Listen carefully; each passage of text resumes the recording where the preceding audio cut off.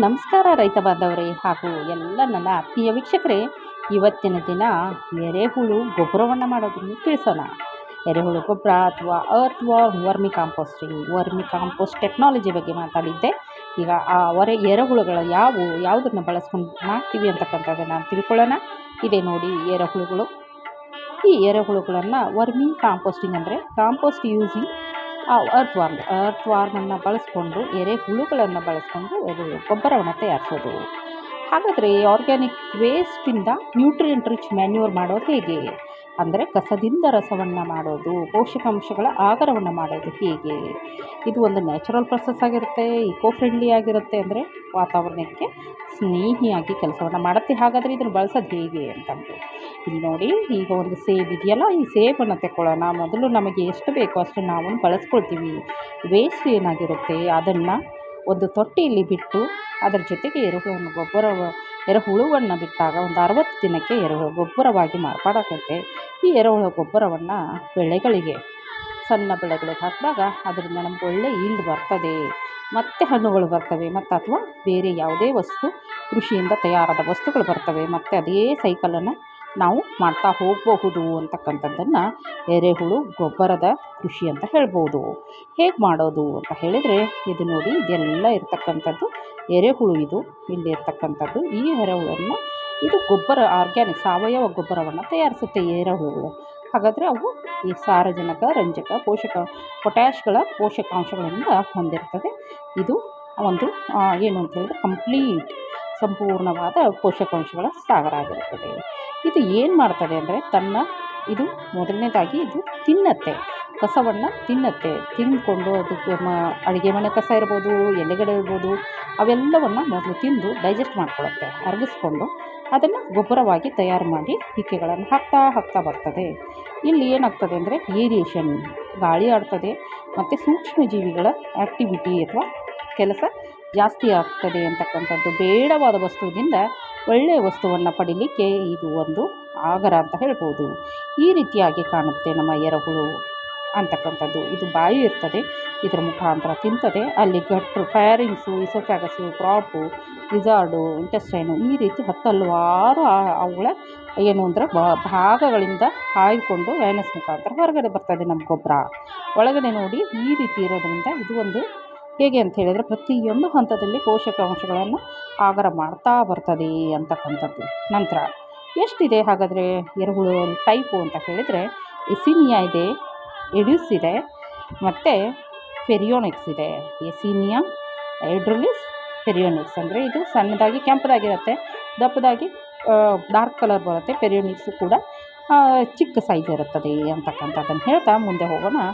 ಏನೇನು ಮಟೀರಿಯಲ್ ಹಾಕಿ ನಾವು ಈ ಎರೆಹುಳು ಗೊಬ್ಬರ ಮಾಡ್ಬೋದು ಅಂದರೆ, ಯಾವುದೇ ಆರ್ಗ್ಯಾನಿಕ್ ವೆಜಿಟೇಬಲ್ ಇರ್ಬೋದು, ಅದರದ್ದು ಸಿಪ್ಪೆಗಳಿರ್ಬೋದು, ಫ್ರೂಟ್ಸ್ ವೇಸ್ಟ್ ಇರ್ಬೋದು, ಸಗಣಿ ಇರ್ಬೋದು, ಡ್ರೈ ಲೀವ್ಸ್ ವಾಟರು ಎಲ್ಲವನ್ನು ಬಳಸಿ ಒಂದು ಕಂಟೈನರ್ ಅಥವಾ ಹಿಟ್ಟಲ್ಲಿ ಹಾಕಬೇಕಾಗ್ತದೆ. ಈ ಥರ ಒಂದು ಹಿಟ್ ಮಾಡಿಬಿಟ್ಟು ಲೇಯರ್ ಬೈ ಲೇಯರ್ ಹಾಕ್ತಾ ಬರಬೇಕು. ಹಾಕಿದಾಗ ಅದರ ಮಧ್ಯದಲ್ಲಿ ಎರೆಹುಳುಗಳನ್ನು ಬಿಟ್ಟಾಗ ಅದು ಎಲ್ಲವನ್ನು ಕನ್ವರ್ಟ್ ಮಾಡಿಬಿಟ್ಟು ನಮಗೆ ಗೊಬ್ಬರವನ್ನು ಕೊಡ್ತದೆ ಅಂತಕ್ಕಂಥದ್ದು. ಇಲ್ಲಿದೆ ನೋಡಿ, ಅವರವರ ಅನುಗುಣಕ್ಕಾಗಿ ಅವರವರು ತಯಾರು ಮಾಡ್ತಾಯಿದ್ದಾರೆ. ಬೇರೆ ಬೇರೆ ಕಂಟೈನರಲ್ಲಿ ಬೇರೆ ಬೇರೆ ಎರೆಹುಳು ಗೊಬ್ಬರವನ್ನು ತಯಾರು ಮಾಡ್ತಾಯಿದ್ದಾರೆ ಅಂತಕ್ಕಂಥದ್ದು. ಈಗ ಬರೋಣ, ಪ್ರಾಸೆಸ್ ಏನು ಬರುತ್ತೆ ಅಂತಕ್ಕಂಥದ್ದು. ಪ್ರಾಸೆಸ್ಸು ನಾನು ಹೇಳ್ದಂಗೆ, ಮೊದಲು ಒಂದು ತೊಟ್ಟಿನೋ ಬಕೆಟೋ ಏನೋ ಒಂದು ತೊಗೊಂಡ್ವಿ. ಈ ಥರ ಒಂದು ತೊಟ್ಟಿ ಇದೆ ಅಂದ್ಕೊಳ್ಳೋಣ. ಸುತ್ತ ಇದು ತೊಟ್ಟಿ ಇದೆ, ಅಥವಾ ಈ ಥರ ಒಂದು ಡ್ರಮ್ ತೊಗೊಂಡಿದ್ದೀವಿ. ಮೊದಲು ಏನು ಮಾಡಬೇಕು, ಒಂದು ಲೇಯರು ಮಣ್ಣನ್ನು ಹಾಕಬೇಕಾಗತ್ತೆ. ಒಂದು ಲೇಯರು ಇದು ಗೊಬ್ಬರ ಲೀಚ್ ಆಗದೇ ಇರೋ ರೀತಿಯಲ್ಲಿ ಸಿಮೆಂಟ್ನಿಂದ ಅಥವಾ ಪ್ಲಾಸ್ಟಿಕ್ನಿಂದ ಮಾಡಿದ್ದಾಗಿರಲಿ. ಇಲ್ಲಿ ಮೊದಲು ಮಣ್ಣನ್ನು ಹಾಕ್ಕೊಳ್ತೀವಿ. ಆಮೇಲೆ ನಮ್ಮ ಲೀವ್ಸು ಅದೆಲ್ಲ ಇರ್ತದಲ್ಲ, ಒಂದು ಲೇಯರ್ ಹಾಕ್ಕೊತೀವಿ. ಅದಾದಮೇಲೆ ಸ್ವಲ್ಪ ಸಗಣಿ, ಇಷ್ಟು ಪ್ರಮಾಣದಷ್ಟು ಸಗಣಿಯನ್ನು ಹಾಕ್ಕೊತೀವಿ. ಸಗಣಿಯನ್ನು ಹಾಕ್ಕೊಂಡು ಮತ್ತೆ ಒಂದು ಲೇಯರು ಎಲೆ ಕಸ ಕಡ್ಡಿಗಳನ್ನ ಹಾಕ್ಕೊತೀವಿ. ಮತ್ತೆ ಒಂದು ಲೇಯರು ಸಗಣಿದು ಹಾಕ್ಕೊತೀವಿ. ಮತ್ತೆ ಒಂದು ಲೇಯರು ಕಸ ಕಡ್ಡಿಗಳನ್ನು ಹಾಕ್ಕೊತೀವಿ. ಇಷ್ಟೆಲ್ಲ ಹಾಕ್ಕೊಂಡು ಮೇಲೆ ಇದನ್ನು ಮುಚ್ಚಬೇಕು. ಏನು ಅಂತ ಹೇಳಿದ್ರೆ, ತೆಂಗಿನ ಗರಿಯನ್ನು ಎಣ್ಣೆಯನ್ನು ಮುಚ್ಚಿಬಿಟ್ಟು ಇದೆಲ್ಲವೂ ನೆರಳಲ್ಲಿ ಇರಬೇಕಾಗತ್ತೆ. ಇದೆಲ್ಲವೂ ನೆರಳಲ್ಲಿದ್ದರೆ ಏನಾಯ್ತು ಅಂತಂದರೆ, ಇದ್ರ ಮೇಲೆ ಏನೋ ಒಂದು ಮುಚ್ಚಿದರೆ ಇದು ಗೊಬ್ಬರವಾಗಿ 60 ದಿನಗಳಲ್ಲಿ ಗೊಬ್ಬರವಾಗಿ ತಯಾರಾಗ್ತದೆ ಅಂತಕ್ಕಂಥದ್ದು. ಆರ್ಗ್ಯಾನಿಕ್ ವೇಸ್ಟ್ ಹಾಕ್ತೀವಿ, ಅರ್ತ್ ವಾರ್ಮ್ಸನ್ನು ಬಿಡ್ತೀವಿ. ಆರ್ಗ್ಯಾನಿಕ್ ವೇಸ್ಟ್ ಹಾಕಿದ್ವಿ, ಅರ್ತ್ ವಾರ್ಮ್ಸ್ ಬಿಡ್ತೀವಿ.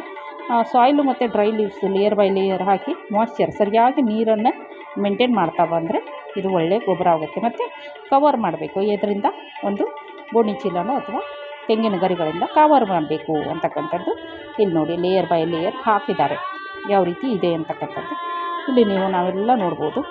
ಏನು ಮೊದಲನೆಯದು ಇಲ್ಲಿ ಡ್ರೈನೇಜ್ಗೆ ನೀರು ಹೆಚ್ಚಾದರೂ ಹೋಗೋಕ್ಕೂ ಬಿಟ್ಟಿದ್ದಾರೆ, ಮತ್ತು ಲೇಯರ್ ಬೈ ಲೇಯರ್ ಕಸಗಳನ್ನು ಹಾಕಿದ್ದಾರೆ, ಮಧ್ಯದಲ್ಲಿ ಸಗಣಿಯನ್ನು ಹಾಕಿದ್ದಾರೆ. ಇಷ್ಟೆಲ್ಲವೂ ಹಾಕಾದ್ಮೇಲೆ ಕೊನೆಗೆ ಗೊಬ್ಬರ ಅವು ಎರೆಹುಳುಗಳು ತಿಂತ ಗೊಬ್ಬರವನ್ನು ತಯಾರು ಮಾಡ್ತದೆ ಅಂತಕ್ಕಂಥದ್ದನ್ನು ಹೇಳಲಾಗ್ತದೆ. ಇಲ್ಲಿ 2 ವಸ್ತುಗಳನ್ನು ಹಾಕಬಾರ್ದು. ಒಂದು ಏನು ಅಂತಂದರೆ ಕಬ್ಬಿಣದ ಮಳಿಗಳನ್ನು ಮತ್ತು ಗಾಜಿನ ಚೂರುಗಳನ್ನು ಇವೆರಡನ್ನು ಬಿಟ್ಕೊಂಡು ಏನೂ ಹಾಕ್ಬೋದು. ಎಲ್ಲವನ್ನು ಕರಗಿಸೋ ಕೆಪಾಸಿಟಿಯನ್ನು ಇದು ಹೊಂದಿರ್ತದೆ ಅಂತಕ್ಕಂಥದ್ದು. ಈಗ ಹಾಗಾದರೆ ಟೈಮ್ ಎಷ್ಟು ಬೇಕು ಇದನ್ನು ತಯಾರು ಮಾಡಲಿಕ್ಕೆ ಅಂತ ಹೇಳಿದರೆ 30ರಿಂದ 60 ದಿನ ಬೇಕಾಗ್ತದೆ ಇದನ್ನು ತಯಾರು ಮಾಡಲಿಕ್ಕೆ ಅಂತಕ್ಕಂಥದ್ದು. ಮತ್ತು ಟೆಂಪ್ರೇಚರು ಹೆವಿ ಆಗಿರಬಾರ್ದು, ನಾರ್ಮಲ್ ಟೆಂಪ್ರೇಚರ್ 35ರೊಳಗೆ ಟೆಂಪ್ರೇಚರ್ ಇರಬೇಕು. ಮಾಯ್ಶ್ಚರು ಅಂದರೆ ಹಸಿ ವೆಟ್ಟು ತುಂಬ ಇರಬೇಕಾಗ್ತದೆ. ಇದೆಲ್ಲ ಮೇಂಟೈನ್ ಮಾಡಿದಾಗ ನಮಗೆ ಗೊಬ್ಬರ ತಯಾರಾಗ್ತದೆ ಅಂತಕ್ಕಂಥದ್ದು. ಅಡ್ವಾಂಟೇಜ್ ಏನಂದರೆ ಇದು ಪರಿಸರ ಸ್ನೇಹಿಯಾಗಿರ್ತದೆ, ಅದರ ಜೊತೆಗೆ ಪರಿಸರ ಸ್ನೇಹಿ ಜೊತೆಗೆ ಮಣ್ಣಿನ ಆರೋಗ್ಯ ಸುಧಾರಿಸ್ತದೆ, ಕೆಮಿಕಲ್ ಫರ್ಟಿಲೈಸರನ್ನು ನಿಲ್ಲಿಸ್ತದೆ. ಒಂದು ಏನು ಅಂತ ಹೇಳಿದರೆ ರೈತನ ಖರ್ಚನ್ನು ಕಡಿಮೆ ಮಾಡ್ತದೆ, ಜೊತೆಗೆ ಈಸಿ ಮೆಥಡ್ಡು ಅಂತ ಹೇಳ್ಬೋದು. ಹಾಗಾದರೆ ಏನೆಲ್ಲ ಯೂಸ್ ಆಗುತ್ತೆ? ಮಣ್ಣನ್ನು ನರಿಷ್ ಮಾಡುತ್ತೆ ಅಥವಾ ಮಣ್ಣಿಗೆ ಪೋಷಕಾಂಶವನ್ನು ಕೊಡುತ್ತೆ. ಆಮೇಲೆ ಕಾರ್ಬನ್ನನ್ನು ಸಿಕ್ವೆಸ್ಟ್ರಿಂಗ್ ಮಾಡುತ್ತೆ, ಅಂದರೆ ಕಾರ್ಬನ್ನ ಹಿಡಿದಿಟ್ಕೊಳ್ಳೋ ಕೆಲಸ ಮಾಡುತ್ತೆ. ಹೆಲ್ದಿ ಪ್ಲಾಂಟ್ಸನ್ನು ಗ್ರೋ ಮಾಡುತ್ತೆ. ಸಾಯಿಲ್ ಸ್ಟ್ರಕ್ಚರ್ ಬಿಲ್ಡ್ ಮಾಡೋಕ್ಕೆ ಹೆಲ್ಪ್ ಆಗುತ್ತೆ. ಫ್ಲಡ್ ರಿಸ್ಕನ್ನು ಕಡಿಮೆ ಮಾಡುತ್ತೆ, ಅಂದರೆ ಅತಿವೃಷ್ಟಿ ಅನಾವೃಷ್ಟಿಗಳನ್ನು ಕಡಿಮೆ ಮಾಡುತ್ತೆ. ಎಕ್ಸ್ಪೋರ್ಟ್ ಇಂಪೋರ್ಟ್ ಮೇಲೆ ರಿಲೇ ಆಗೋದನ್ನು ನಿಲ್ಲಿಸುತ್ತೆ. ಜಾಬನ್ನು ಕ್ರಿಯೇಟ್ ಮಾಡುತ್ತೆ, ಅಂದರೆ ಉದ್ಯೋಗವನ್ನು ಸೃಷ್ಟಿಸುತ್ತೆ. ಮತ್ತು ಒಳ್ಳೆ ಪ್ಲ್ಯಾಂಟ್ಸ್ಗಳು ಬೆಳೀಲಿಕ್ಕೆ ಹೆಲ್ಪ್ ಆಗ್ತದೆ ಅಂತಕ್ಕಂಥದ್ದನ್ನು ಹೇಳ್ತಾ, ಏನು ದುರುಪಯೋಗ ಇದರಿಂದ ಏನಾದರೂ ಸಮಸ್ಯೆ ಇದೆಯಾ? ಹೌದು. ನಾವು ಸರಿಯಾಗಿ ನೀರನ್ನು ಕೊಡದೇ ಇದ್ದರೆ, ಅಂದರೆ ನೀರನ್ನು ಸಮ ಪ್ರಮಾಣದಲ್ಲಿ ಆಗಾಗ ಕೊಡ್ತಾ ಬರಬೇಕು, ಚಿಮುಕಿಸ್ತಾ ಬರಬೇಕಾಗುತ್ತೆ. ಹಾಗೊಂದು ವೇಳೆ ಮಾಡೋದಿಲ್ಲ ಅಂತ ಹೇಳಿದರೆ ಡ್ರೈ ಆಗಿ ಎರೆಹುಳುಗಳು ಸತ್ತೋಗೋ ಚಾನ್ಸಸ್ ಇದೆ. ಒಂದು ಎರಡನೇದು ಅವೇರ್ನೆಸ್ ಬೇಕಾಗ್ತದೆ, ಆಮೇಲೆ ಮೇಂಟೆನೆನ್ಸ್ ಬೇಕಾಗ್ತದೆ. ಹಾಕ್ಬಿಟ್ಟು ಸುಮ್ಮನೆ ಬಿಟ್ಟುಬಿಟ್ರೆ ಆಗಲ್ಲ. ಟೆಂಪ್ರೇಚರ್ ತುಂಬ ಹೆವಿ ಇತ್ತು ಅಂದರೆ ಸ್ವಲ್ಪ ಕಷ್ಟ ಆಗ್ತದೆ ಅಂತಕ್ಕಂಥದ್ದನ್ನು ಹೇಳ್ತಾ, ಎನ್ವೈರ್ಮೆಂಟಲ್ ಎಫೆಕ್ಟ್ ಏನಾಗುತ್ತೆ ಅಂದರೆ ಲ್ಯಾಂಡ್ ಫಿಲ್ ಆಗುತ್ತೆ, ಒಳ್ಳೆ ಸುಸ್ಥಿರ ಕೃಷಿ ಬರುತ್ತೆ, ಜೈವಿಕ ಡೈವರ್ಸಿಟಿ ಅಥವಾ ಜೈವಿಕ ವೈವಿಧ್ಯತೆ ಬರುತ್ತೆ ಅಂತಕ್ಕಂಥದ್ದನ್ನು ಹೇಳ್ತಾ, ಯೂಸಸ್ ಅಂದರೆ ಎಲ್ಲೆಲ್ಲಿ ಯೂಸ್ ಮಾಡ್ತಾರೆ? ಕೃಷಿಯಲ್ಲಿ, ಗಾರ್ಡನಿಂಗಲ್ಲಿ, ಲ್ಯಾಂಡ್ಸ್ಕೇಪಲ್ಲಿ, ನರ್ಸರಿಯಲ್ಲೆಲ್ಲ ಬಳಸ್ತಾರೆ. ಮತ್ತು ಇದನ್ನು ಎಲ್ಲ ಕಡೆಯಲ್ಲಿ ಬಳಸಲಾಗ್ತದೆ ಅಂತ ಹೇಳ್ತಾ, ಏನು ಅಂತ ಹೇಳಿದರೆ ಇದನ್ನು ಸಸ್ಟೈನಬಲ್ ಅಂದರೆ ಸುಸ್ಥಿರ ಕೃಷಿಗಾಗಿ ಬಳಸ್ತಕ್ಕಂಥದ್ದು. ರೀಸೈಕಲ್ ವೇಸ್ಟನ್ನು ರೀಸೈಕಲ್ ಅಂದರೆ ಮತ್ತೆ ಕಸದಿಂದ ರಸವನ್ನು ತೆಗೆಯೋದು. ಹೆಲ್ದಿ ಪ್ಲ್ಯಾಂಟ್ ಗ್ರೋತನ್ನು ಬೆಳೆಸಲಿಕ್ಕೆ ಇದು ಹೆಲ್ಪ್ ಆಗ್ತದೆ ಅಂತ ಹೇಳ್ತಾ ಈ ಮಾತನ್ನು ಮುಗಿಸ್ತಾ ಇದ್ದೀನಿ. ಇವತ್ತಿನ ಟ್ಯಾಗ್ಲೈನ್ ಬಂದು pessimist sees the difficulty in every opportunity. ಅಂದರೆ ನಕಾರಾತ್ಮಕ ವಿಚಾರವುಳ್ಳ ವ್ಯಕ್ತಿ ಎಲ್ಲ ಅಪಾರ್ಚುನಿಟಿ, ಎಲ್ಲ ಅವಕಾಶಗಳಲ್ಲೂ ಸಮಸ್ಯೆಗಳನ್ನು ತಂದುಕೊಳ್ತಾನೆ.